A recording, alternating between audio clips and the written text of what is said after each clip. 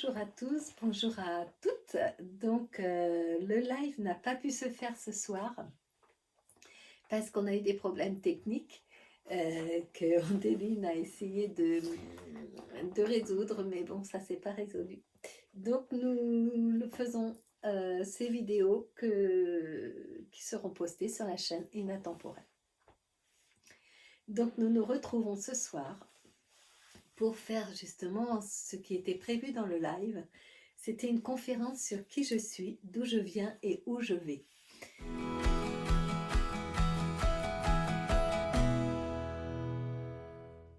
Alors, savoir où je vais, c'est savoir d'où je viens. Est-ce que tu peux parler justement de Lynn, de ce que tu as voulu exprimer, canaliser ce soir?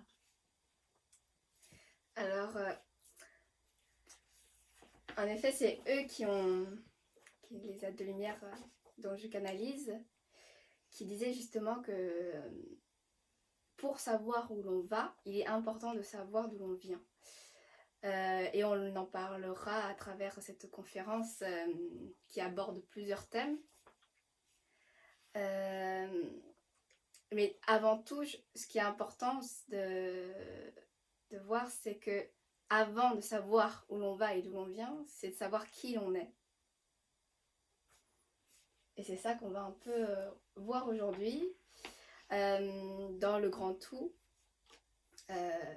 passer de l'infiniment grand vers l'infiniment petit. Et pour ça, on va parler des fondements de la création, enfin de plusieurs principes, de plusieurs thématiques autour de la création, de l'univers et de l'éveil. Voilà. Et de la vie. Et de la vie. De la vie. La vie avec un grand V et la vie avec un petit v. Oui. Alors moi, quand tu m'as parlé de cette conférence sur les fondements, les piliers, enfin tout ce que regroupait, en analogie, ce que tu voulais dire, ce que tu voulais exprimer en connaissance, j'ai tout de suite pensé à une acropole. Alors une acropole, je suis allée chercher une photo d'acropole. On ne peut pas vous la mettre en fond d'écran parce que forcément la technologie est Je la mettrai pas à très montage sympa photo, avec nous aujourd'hui. Donc une acropole, voilà celle que j'ai trouvée. Alors elle a des fondements, elle a des piliers et elle est bien dirigée vers le ciel.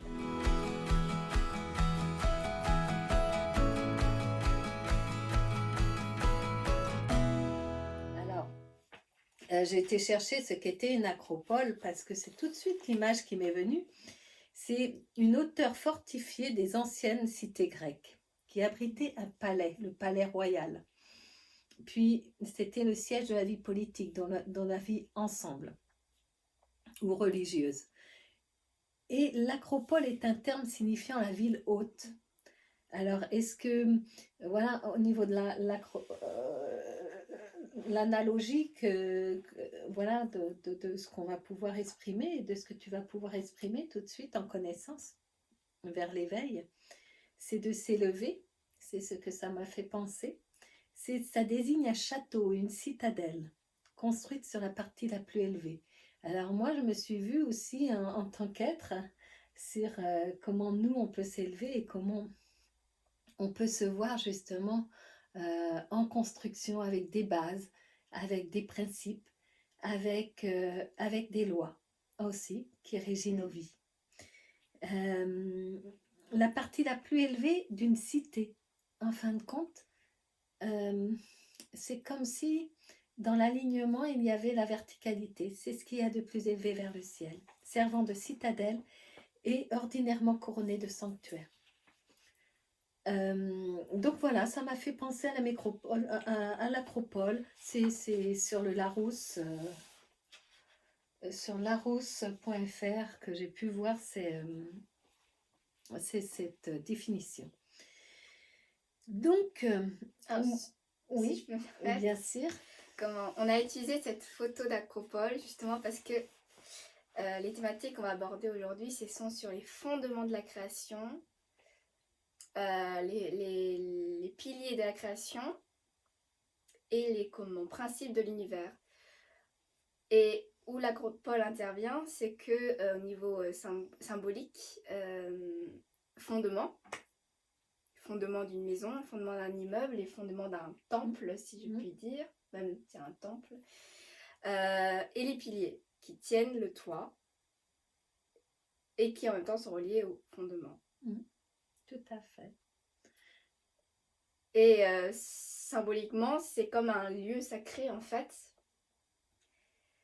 où va s'organiser, je dirais, la vie, avec un grand V.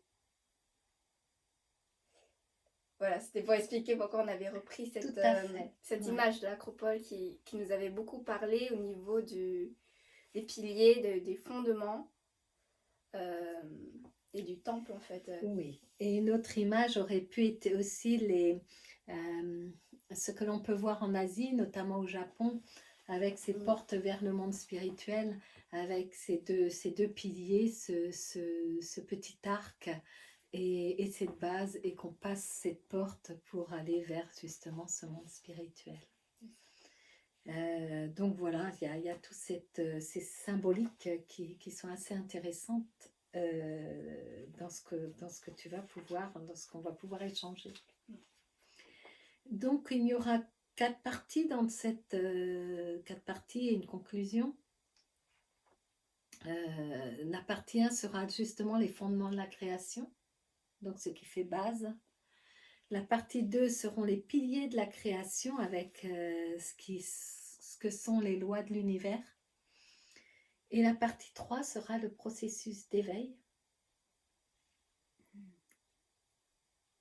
Et la partie 4 de l'infiniment grand vers l'infiniment petit. Il y aura une conclusion et une méditation de continuité, une méditation basée sur le cœur, qui est le croisement de cette verticalité, horizontalité et qu'on retrouve au cœur. Donc, en introduction, moi, je vous propose de faire une visualisation d'ouverture avec une connexion avec les planètes. Parce que, voilà, on va aussi parler de l'univers et autres. Et je trouve que les planètes, ben voilà, elles font partie de l'univers. Donc, je vous propose cette visualisation de vous installer confortablement. Elle dure 5 à 10 minutes, c'est pas énorme, mais ça va permettre aussi à toi, Andeline, peut-être de prendre un temps. Et voilà, que ce soit intéressant aussi pour les personnes qui nous écoutent de prendre ce temps. Donc,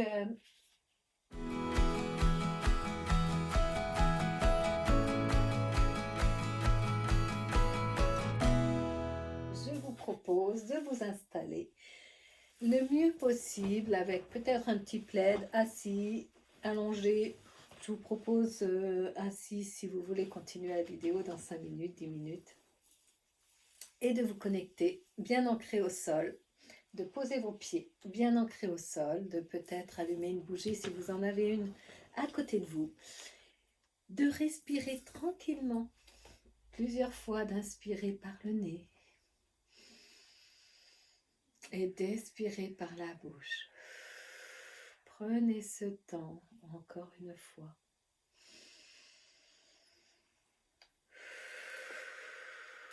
Encore une fois, ce qui fera 3 fois.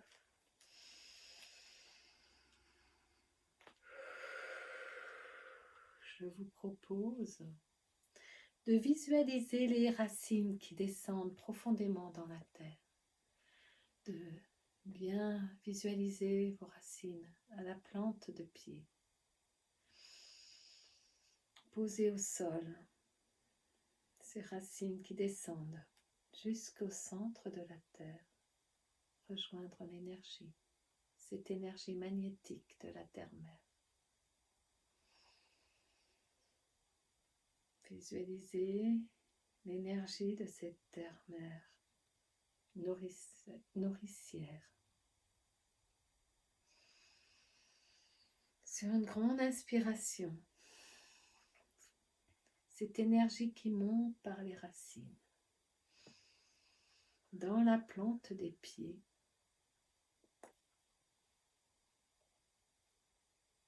puis à l'intérieur de la cheville, du mollet, des genoux, qui remonte sur les cuisses, puis au périnée, chakra racine. Vous pouvez visualiser une couleur rouge, puis au sacrum, au niveau du chakra sacré, en visualisant l'orange, le long de la colonne vertébrale. Vous pouvez visualiser aussi que ça passe par le chakra plexus solaire, puis au cœur, puis à la nuque, gorge, nuque, et passant par le troisième œil et la glande pinéale. Ça ressort par le haut de la tête, par le sommet, par le chakra coronal, sommet de la tête, en visualisant cette couleur violette du chakra coronal. Vous pouvez visualiser plusieurs fois cette montée des chakras, du racine, du sacré en orange, racine rouge, chakra orange, plexus solaire jaune, le cœur vert, puis la gorge bleue, puis le troisième œil indigo, puis sommet de la tête, la couronne,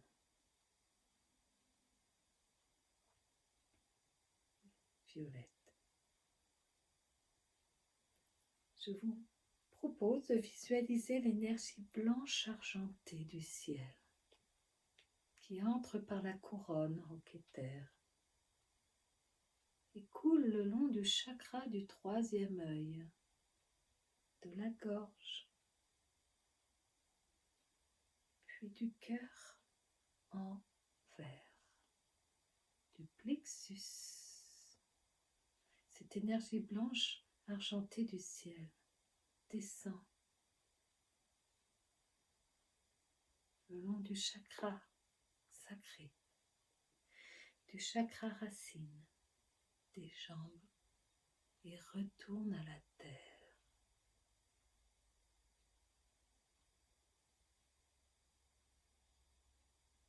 Vous pouvez revisualiser tous ces chakras l'un après l'autre et remonter par la plante des pieds, aux chevilles, aux genoux, aux cuisses, au chakra racine, au chakra sacré et au chakra du plexus solaire pour rejoindre le cœur. Je vous propose de placer vos mains sur vos poumons, sous la poitrine. Puis, après quelques instants, vous pouvez visualiser la planète Vénus, et un flux continu blanc-argent qui coule de Vénus vers les poumons et les remplit de blanc-argent. Ces poumons sont remplis de blanc-argent. Vous pouvez inspirer, expirer, sentir la vie qui remplit les poumons. Expirez.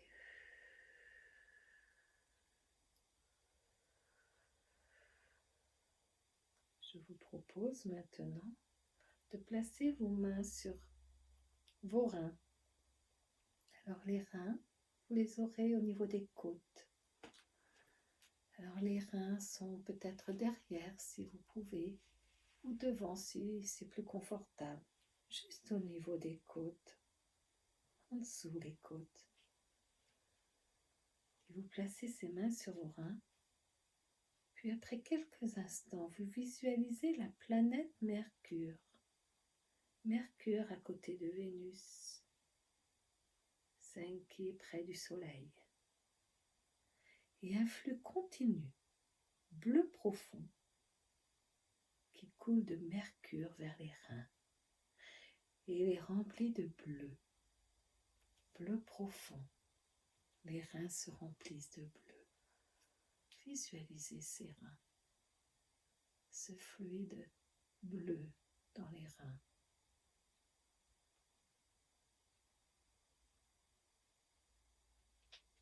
Je vous propose de déplacer vos mains sur votre foie. À droite de votre corps se trouve le foie, juste dessous la poitrine à droite de votre corps, de votre buste. Puis après quelques instants, vous visualisez la planète Jupiter. Jupiter est une grosse planète, la plus grosse du système solaire. Vous la visualisez et un flux continu vert qui coule de Jupiter vers le foie et les remplit de verre. Il remplit le foie de verre. Vous avez ce verre plein le foie. C'est le verre de Jupiter. Le flux continu vert qui coule de Jupiter dans le foie.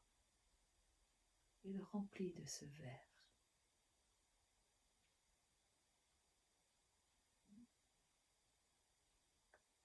Je vous laisse déplacer vos mains sur votre cœur. Au niveau de la poitrine, sur votre cœur, vous pouvez placer vos mains l'une sur l'autre, les paumes l'une sur l'autre. Puis, après quelques instants, vous pouvez visualiser la planète Mars. Mars, la planète rouge. Et un flux continu rose-rouge qui coule de Mars vers le cœur et le remplit de rose. Ce cœur qui bat, que vous pouvez sentir battre, se remplit de rose, le flux continu de la planète Mars. Un flux continu rose-rouge qui vient vers le cœur et le remplit de rose, de douceur, de vie.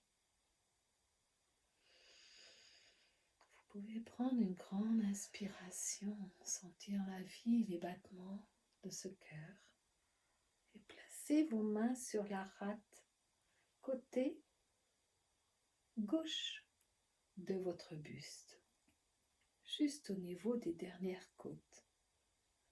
Et puis une autre main sur l'estomac, au milieu, au centre, et sur le pancréas. Ces trois organes, la rate, l'estomac, le pancréas, ils se suivent au niveau du côté gauche et centre du buste. Après quelques instants, vous visualisez la planète Saturne. Saturne, celle qui a ses anneaux qui gravitent tout autour. Saturne, et un flux continu jaune qui coule de Saturne vers la rate, vers votre estomac, vers votre pancréas. Il est rempli de jaune.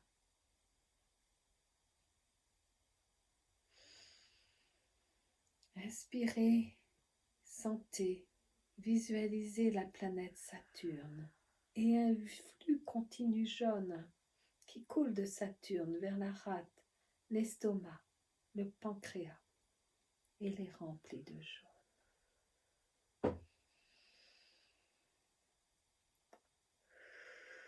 Vous pouvez inspirer, expirer, voir toutes ces planètes dans ce système solaire, dans cet univers, qui fait partie de cet univers, de ces multivers. Tout est en vous, et vous dans le tout. Je vous laisse quelques secondes pour ouvrir les yeux doucement. Peut-être replacer votre main sur votre cœur, ressentir ces battements du cœur, faire une grande inspiration.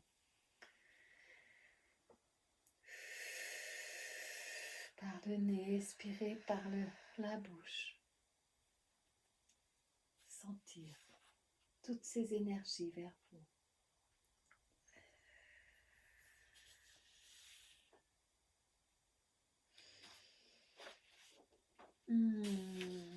Et puis revenir dans l'ici maintenant, ensemble.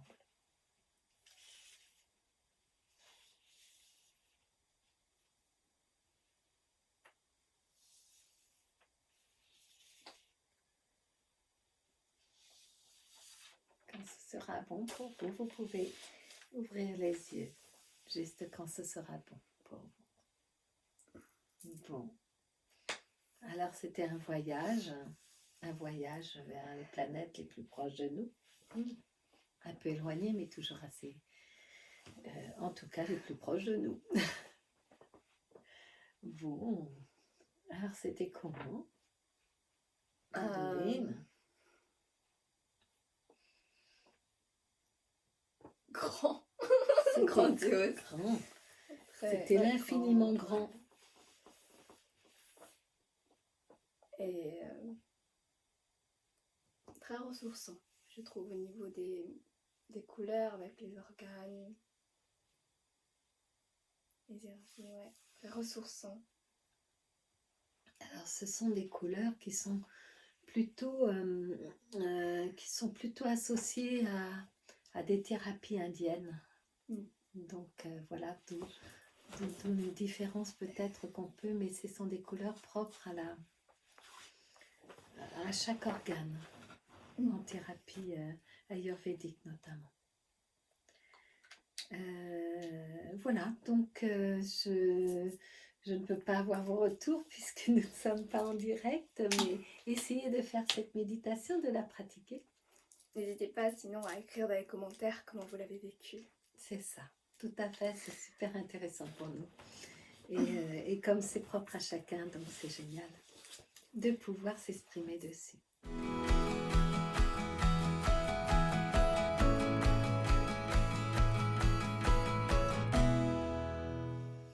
J'ai envie de poser une question. Donc nous allons rentrer dans le vif du sujet, puisqu'on a été dans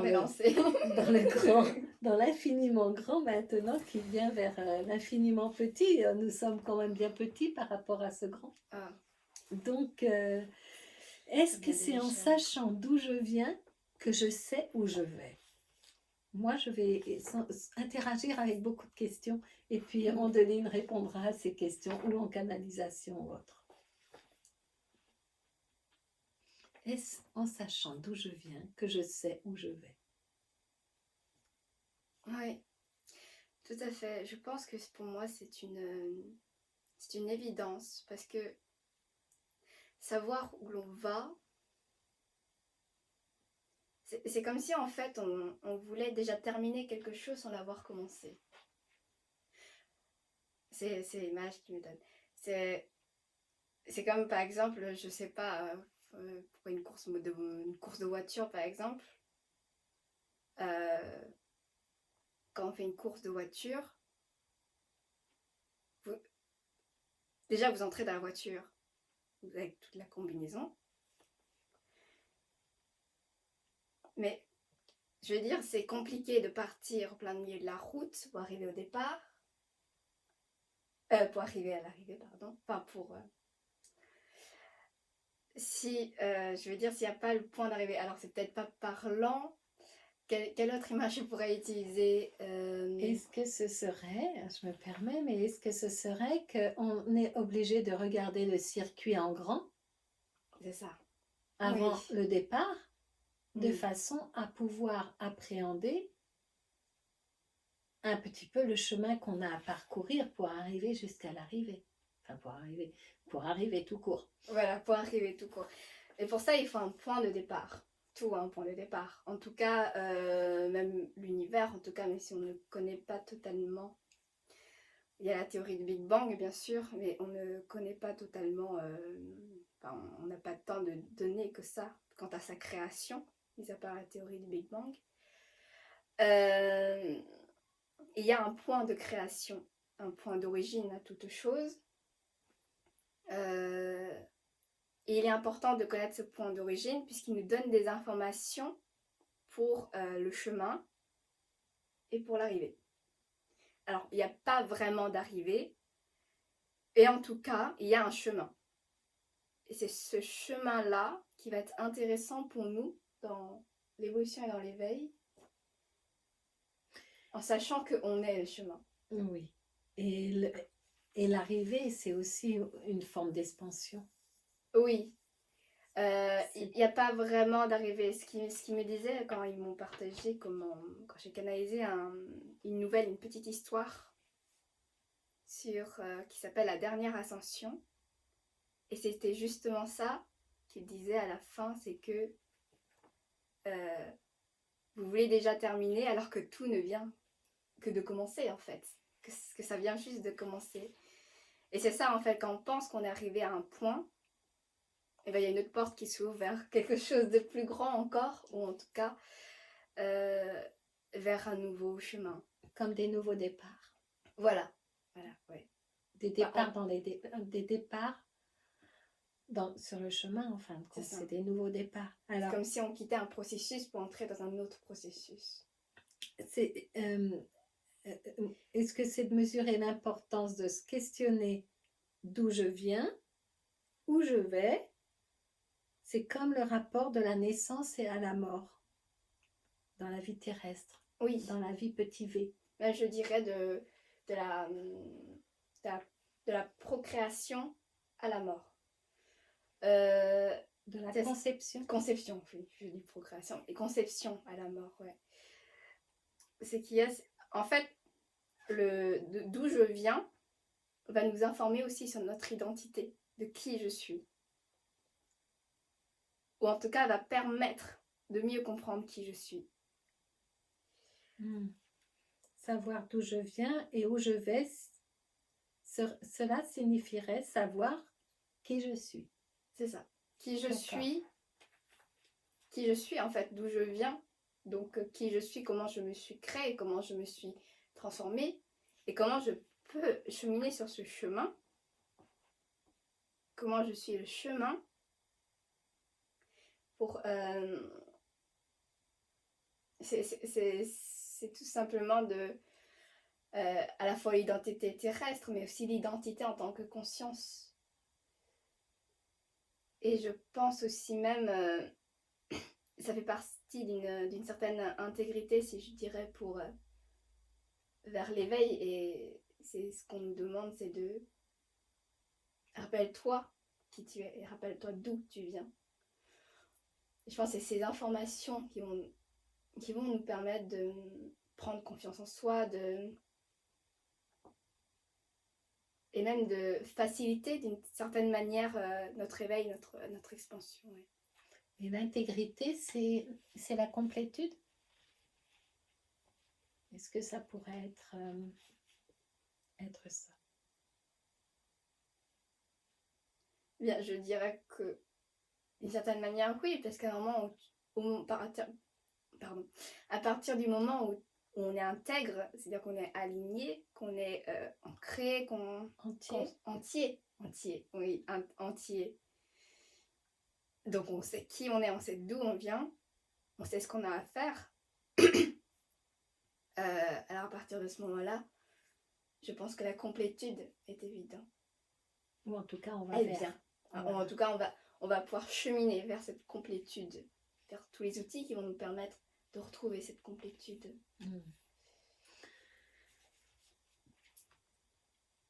Alors, est-ce que j'aurais besoin, moi,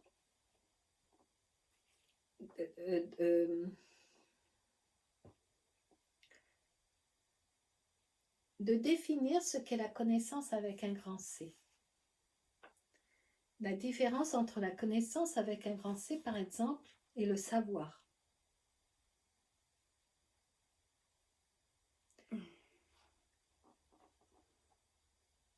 Est-ce que dans cette différence, le savoir est ce qui sert à cette élévation, à cet éveil, et quelle différence entre la connaissance et le savoir?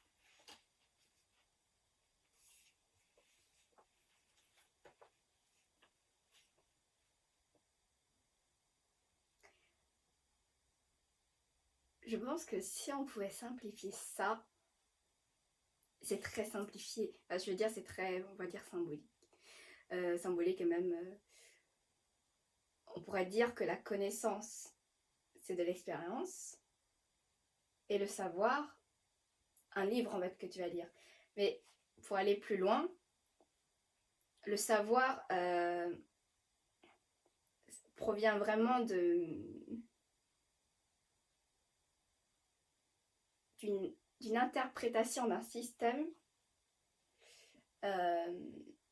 qui veut justement tout savoir. Mais tout savoir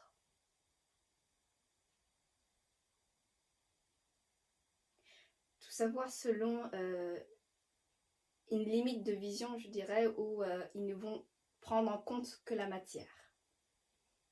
C'est un peu le problème. La connaissance, elle ne provient pas justement de ce système de matière, elle provient directement de ce qu'on pourrait appeler la conscience universelle, donc les multivers, la source, l'énergie, le monde invisible, tout ce monde-là. Et la connaissance puise dans l'expérience de chaque conscience, donc c'est-à-dire de chaque âme qui s'est incarnée ou non, ou même de chaque énergie, puisque l'énergie est cellule d'information. Et à partir du moment où les cellules d'information, elles participent à la connaissance universelle. Et la connaissance universelle, elle n'est pas dans un lieu, c'est pas un lieu, c'est pas une grande bibliothèque, parce que l'énergie est partout, et l'énergie, tout est énergie, et elle est aussi en nous. Puisqu'on retrouve ces cellules d'information et que notre corps lui-même est énergie. Et qu'on a à l'intérieur de nous ce qu'on appelle aussi le grand soi, l'intuition, ce que sais-je, une petite flamme là, ici, qu'on peut appeler cette conscience universelle, qui en tout cas est reliée à cette conscience universelle, l'âme. Qui elle a ses mémoires et ses souvenirs de cette conscience universelle, je dirais ça comme ça, moi, ouais.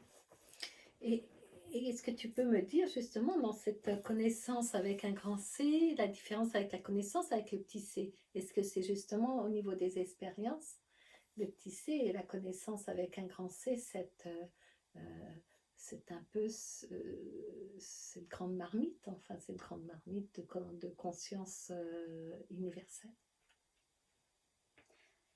La différence, je dirais, ce sera...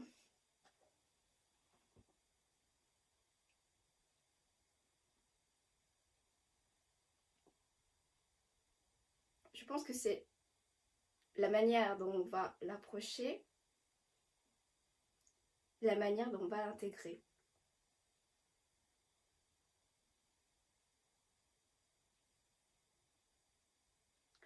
Parce que le savoir, finalement, il provient de croyances. Il provient de croyances, et ces croyances, elles proviennent d'une expérimentation personnelle, de blessures, de peur,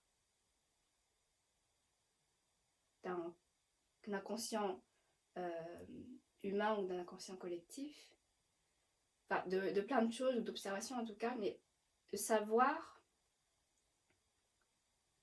c'est vraiment... il va provenir d'une expérimentation, mais qui sera interprétée et selon le regard de la personne au moment où elle a acquis ce savoir, entre guillemets. Et la connaissance, comment je pourrais dire ça?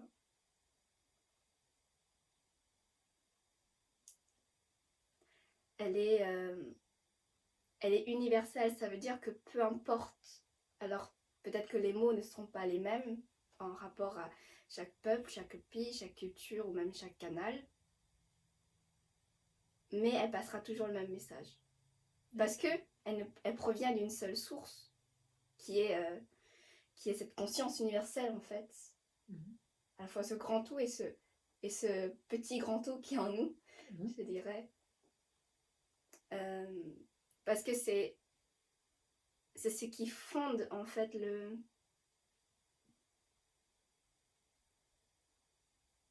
c'est ce qui fonde le fonctionnement, mais aussi les mémoires de ces cellules d'information qu'est l'énergie.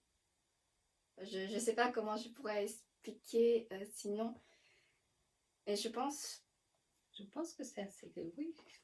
c'est assez clair.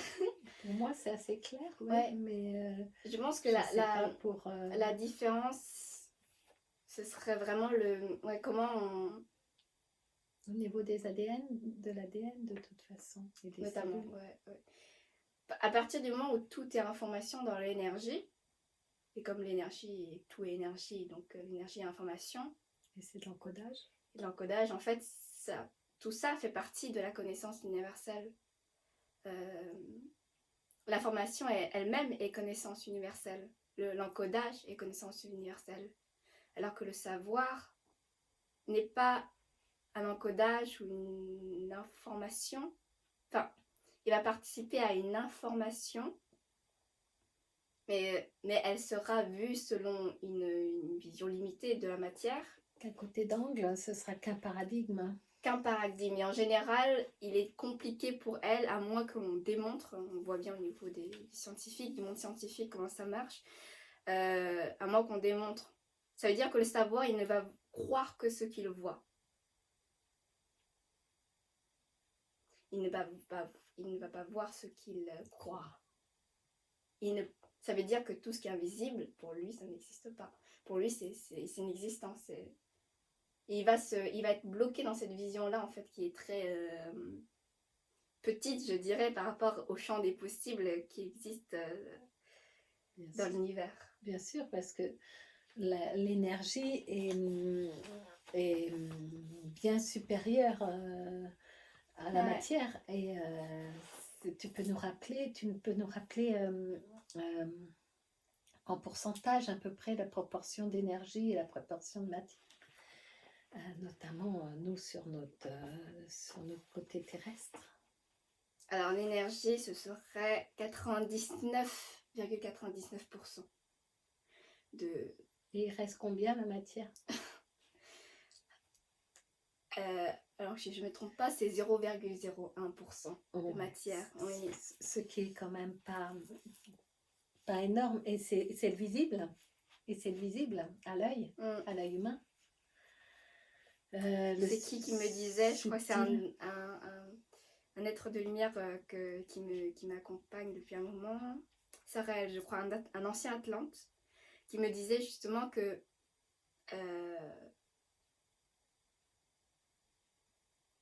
alors il faut que je retrouve ces paroles, je crois que c'est le monde invisible est bien plus grand que la matière, quelque chose comme ça. Mais bien plus grand, on voit bien par rapport aux proportions, 99,99%, mais c'est énorme par rapport à 0,01 qui pourrait être considéré comme un instant T dans notre vie, en fait. Oui, et puis nous, on est matière et énergie en même temps. Et puis la matière, voilà, c'est de l'énergie. C'est ça. Donc la matière est de l'énergie. Et en même temps, cette matière est importante puisqu'elle est de l'énergie qui a été manifestée, qui se condense et qui se manifeste à cette vision des yeux humains, je dirais, ou en tout cas de l'être vivant en général. Et il est important parce que c'est ce qui permet aussi à l'âme d'expérimenter et d'évoluer, puisque il leur manque justement ça dans l'énergie. Cette matière qui donne des informations autres, qui est la lourdeur, plein d'autres concepts. Qui sont nos 5 sens. Voilà, les 5 sens notamment. Nos 6e sens aussi, donc nos 6 sens. Nos Les six six sens, sens, oui. les six sens qui font essence, mais c'est vrai qu'ils Les vont six vers sens. l'essence, Ah les oui, six oui, sens. oui, oui, c'est vrai. C'est quoi la communion? Alors nous sommes encore dans l'introduction parce qu'on essaie comment, de rendre plus audibles certains mots Oui, dans le contexte qu'on partage. Et on aime bien se questionner comme ça avec Andeline, à vrai dire, on se questionne c'est comme très ça très qu'on souvent fonctionne en sur relation. Ouais. qu'est-ce que ces mots et qu'est-ce qui nous signifie, quel est le signifiant pour nous, mais aussi en langage oiseau ou voilà, en phonétiquement, qu'est-ce qui nous rappelle en symboliquement et autres. Donc c'est pour ça que on aime bien jouer avec et l'orthographe de ces mots et leur sens même découpé, de découper les mots. Alors là, j'ai découpé les mots dans comme et union. Qu'est-ce que c'est que la communion? La union. On l'entend bien à l'oreille, justement, tu parlais de langage oiseau, qui est le langage secret, le langage codé des alchimistes, qui permet de passer un message symbolique. C'est-à-dire que quand ils parlent, il ne faut pas le prendre au premier degré.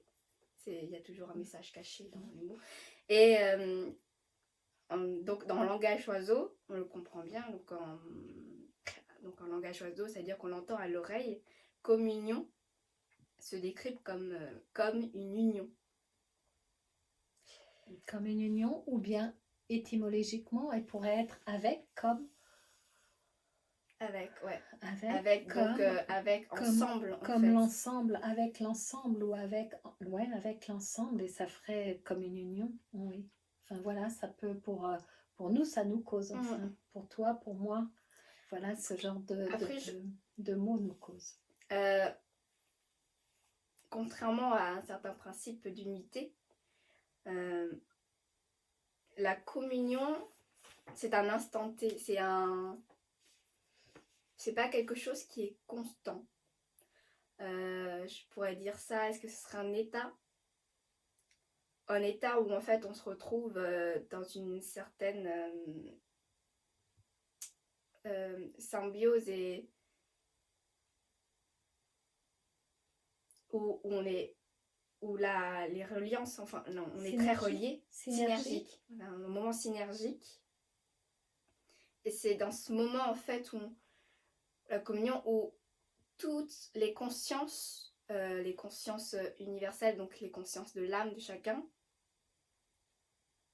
vont se retrouver en une seule conscience en fait. Ce serait là qu'on partage la connaissance avec un grand C. Voilà.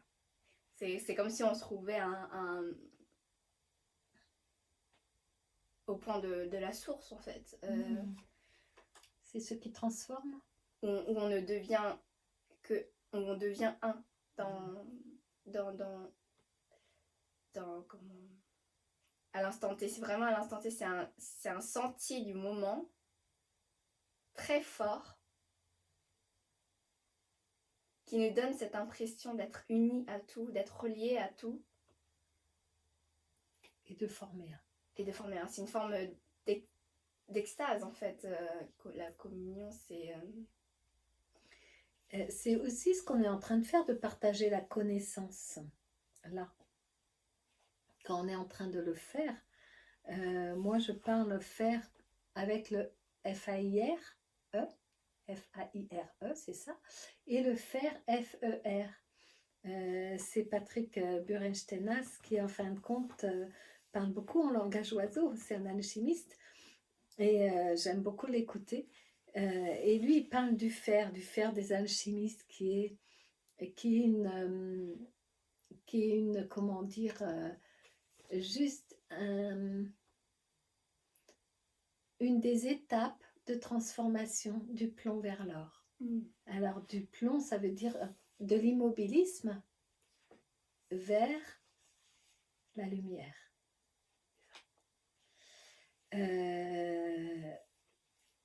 La fusion, la transformation, la transmutation, le plomb qu'on parlait, de l'immobilisme, là, quand vous, vers l'or, et la lumière et la transcendance, vers la lumière et la transcendance. Euh, Est-ce que tu peux me parler de ce qu'est ce langage symbolique? Parce qu'on parle beaucoup en symbole dans Oui. l'énergie. Déjà, au niveau des symboles, je ne vais rien inventer, c'est que l'inconscient lui-même comprend par symbole, il comprend par image. Il ne comprend pas les mots. Il ne comprend pas les mots, il ne comprend que les images. Donc c'est pour ça que si vous lui dites ne pense pas à un éléphant rose, la première chose qu'il va voir c'est un éléphant rose. D'où aussi ce langage codé. Voilà. Et parce que les mots sont vibrations et que on sait que les mots qui sont utilisés aujourd'hui ont été formatés selon un autre code de vibration plus basse par les années passées, les millénaires passés, puisqu'ils ont été tellement utilisés dans certaines circonstances qu'elles en ont pris l'énergie. Et qui nous évite d'avoir une compréhension plus lucide.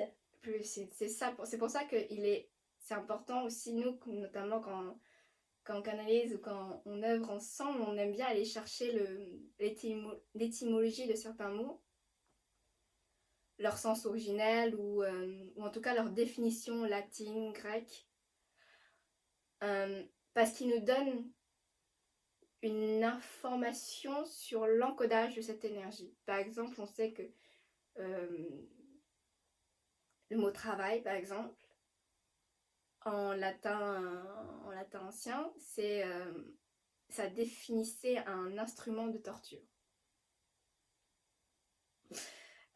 Donc quand c'est ça, c'est sûr qu'on n'utilise pas, c'est pour ça qu'on ne dit pas travailler sur soi, on préfère dire œuvrer sur soi. Comme on ne dit pas développement personnel, parce que ce serait très restreint, mais développement humain, ça ouvre un peu plus l'espace à de la communion, on pourrait dire ça. Voilà, à une reliance plus grande. Ouais. Oui, et un partage beaucoup plus. Et ce langage justement symbolique, il a été repris par les alchimistes, mais il a toujours existé. Puisque de fait, quand on regarde par exemple les Égyptiens, les Atlantes, ou même, je prends n'importe quelle langue, mais les mots sont d'abord des ondes de forme, et eux, Ils sont vibrations. sont vibrations. Et aussi ondes de forme. Et quand on voit les dessins, je prends les Égyptiens parce que leur écriture était en dessin. Ou les lettres hébraïques. Ou les lettres hébraïques. En plus d'être ces vibrations et ces ondes de forme, elles nous passent un message. Tout à fait. Et là où on voit le symbolique, c'est à la fois déjà dans ce que représente ce symbole et ce dessin. Chacun va y voir ce qu'il veut. Un crocodile, je sais pas, des nuages, un temple, peu importe. Et le symbolique, on va le trouver dans ce que l'énergie en elle-même veut passer comme message. C'est-à-dire qu'il va puiser dans toutes les connaissances du monde principalement parce que c'est dans ce monde-là qui se sont construits et qui se sont mis en place ces alphabets.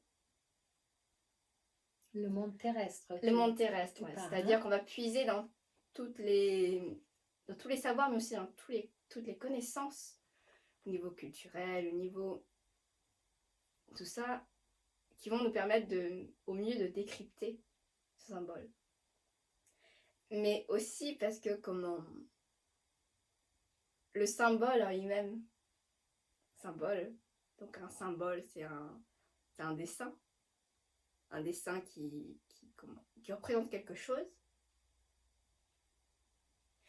Le symbole lui-même est une onde de forme. Ces ondes de forme mis à suivre, par exemple l'alphabet hébraïque peut tout à fait On avait regardé un reportage sur une Oui, raie à ce très niveau-là, intéressant, sur oui, Inexploré, sur la chaîne Inexploré, que je vous encourage à vous abonner et à regarder parce que c'est source de plein de connaissances, à vrai dire. oui. Et pour nous, c'est très riche, pour nous tous. Et sur les lettres hébraïques, justement, il y avait deux personnes qui pouvaient interagir toutes les deux pour nous montrer que ces lettres, l'une à côté de l'autre, par ces ondes de forme, nous montraient. Leur signification était le chemin. Le chemin de l'éveil. Était le chemin de l'éveil. Et c'est magnifique. Enfin voilà, c'est magnifique. Et quand on sait qu'on est le chemin, on sait que ces ondes de forme, on les a en nous. Mm. On sait que ces ondes de forme nous composent cet univers, composent ces multivers, et que la connaissance est en nous. Oui, et que ces ondes de forme mêlées à la vibration, de la parole, quand on nomme ces ondes de forme, comme le Om indien, eh bien crée carrément une synergie, oui, assez intéressante entre justement ce symbole visuel et ça fait marcher tous nos sens, les oreilles, la vibration, et ça envoie énormément de puissance énergétique. Et la parole elle-même est intéressante à prendre comme exemple de l'énergie qui se manifeste sans être vue. C'est-à-dire que au niveau de la gorge ou même du ventre, c'est des vibrations que vont émettre ces organes pour construire avec la langue et tout ça. Enfin, c'est un peu plus complexe que ça, j'imagine, donc je ne vais pas entrer dans ces détails, je ne connais pas. Qui vont nous permettre de construire une suite de lettres qui va former des mots et un sens à une phrase.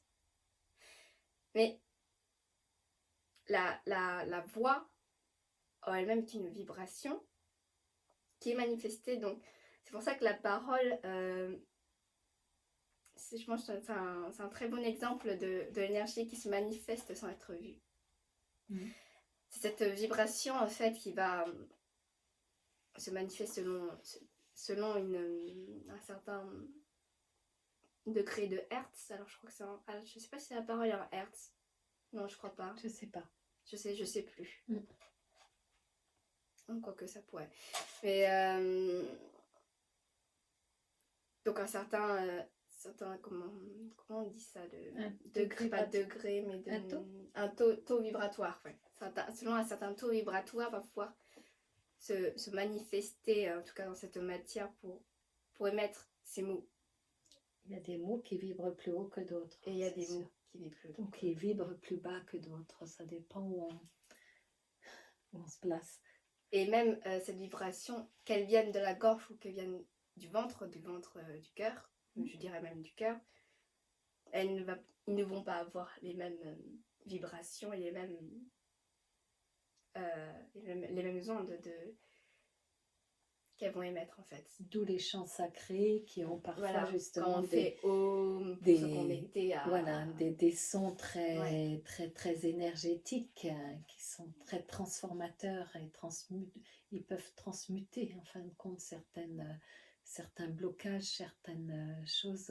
On le voit sur certains mantras notamment de transformation. D'ailleurs, sans utiliser la parole, on retrouve des instruments qui ont été créés pour retrouver ces vibrations qui vont permettre cette auto-guérison, en fait, cette élévation, le bol tibétain, comme les musiques avec les fréquences 432 différentes, selon que les organes vibrent, selon la vibration de certains organes, comme le cœur ou autre.